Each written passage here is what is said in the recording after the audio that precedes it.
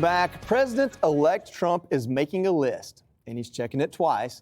He's finding out which country is naughty or nice for America's interest. In a Christmas Day message, he says, quote, "Merry Christmas to all, including the wonderful soldiers of China who are lovingly but illegally operating the Panama Canal." Of course, Panama denies that. Regardless, Trump has been laser focused on getting back the key waterway that the United States built before Jimmy Carter gave it away. Watch. We're being ripped off at the Panama Canal like we're being ripped off everywhere else. A secure, he just said take it back. That's a good idea. The fees being charged by Panama are ridiculous, highly unfair, especially knowing the extraordinary generosity that has been bestowed to Panama, I say very foolishly, by the United States. This complete ripoff of our country will immediately stop. It's going to stop. Yeah, and he wasn't done yet. Trump was also trolling Governor Justin Trudeau of Canada, offering our neighbors to the north a 60% tax cut if they agree to join the U.S. and become the 51st state. He's even urging hockey legend Wayne Gretzky to run for, quote, Governor of Canada and unseat Justin Trudeau. And to wrap up his Art of the Deal holiday message, the president-elect made a sales pitch to the people of Greenland, which need the U.S. for national security purposes and who want the U.S. to be there. And he says, and we will.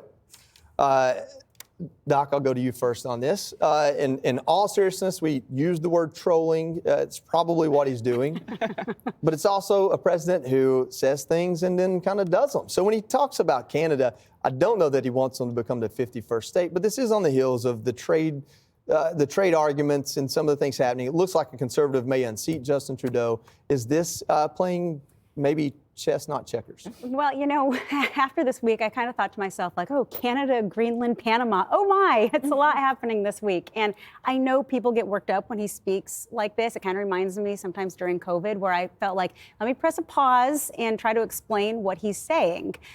So I had to do some of that myself because I'm like, why is he saying these things about Greenland and Canada? Like, I don't even know. So I really looked into it, and I understand why he's actually talking about these. And so I'm going to share what I have learned with everyone else. So when you think about Canada, in 2023, 85% of our land border encounters with people on the terrorist watch list came from our northern border, from Canada.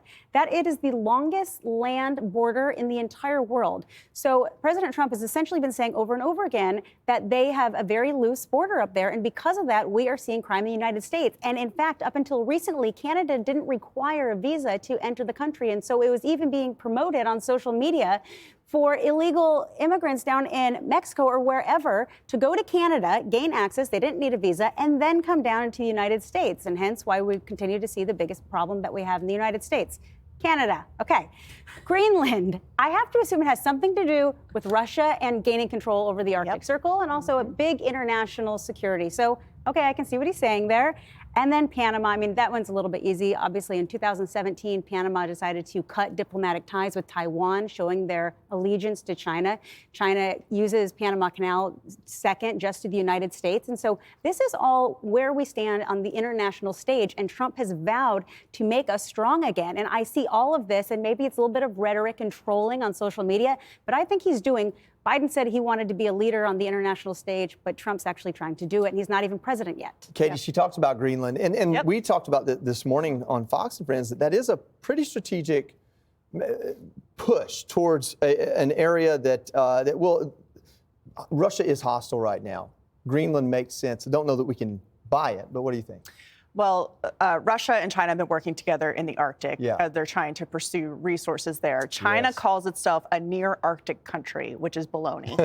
They're not an Arctic country, but they're trying to weasel their way in so they can extort minerals and land and waterways that becomes available to them. So that is a Greenland play for sure. The other thing about the Panama Canal, and everyone's saying, oh, it's crazy that Trump would want to retake the Panama Canal. Well, we actually have a treaty with Panama. It's a neutrality treaty about the canal when we handed over management in the 90s to the Panamanian government. And it says that the United States reserves the military right to go back in and take control of the canal if they don't uphold the neutrality clause of the way people can use it, making sure there aren't discriminatory fees, as Trump has talked about, that people are being charged too much.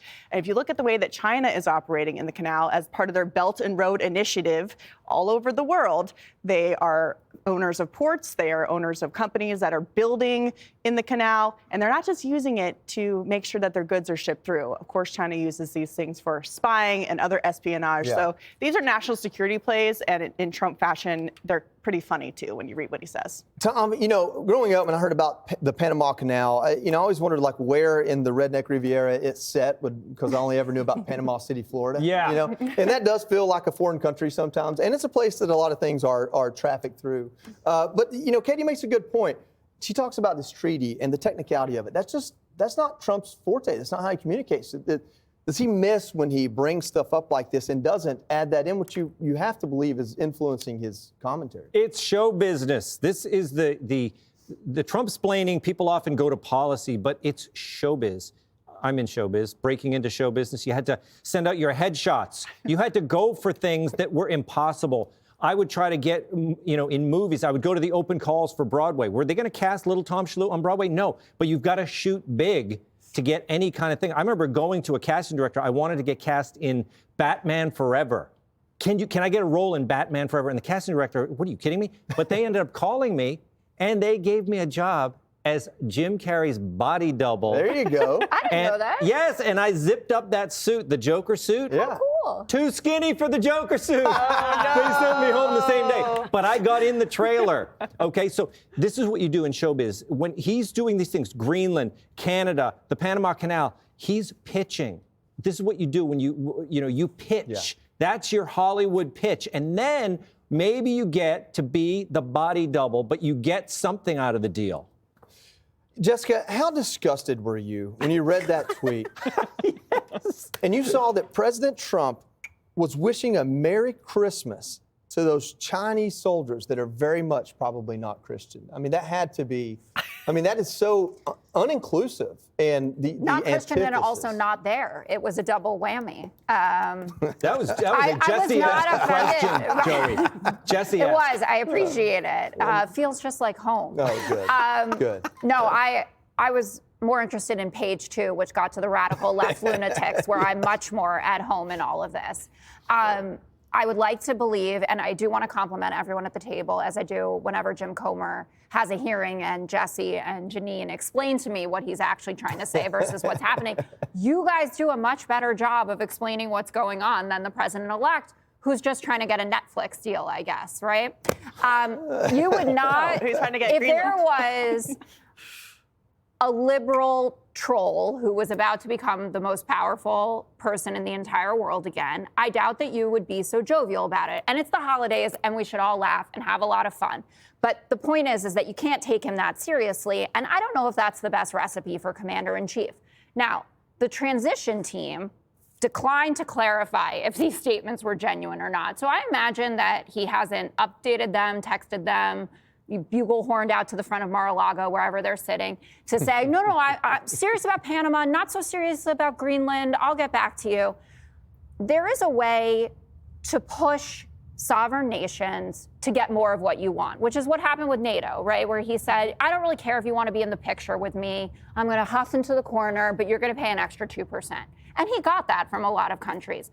Looking at the reactions from the Panamanian government, from the Danes, it doesn't seem like they are interested in playing ball with him right now. Now, it is early. He's not even president again.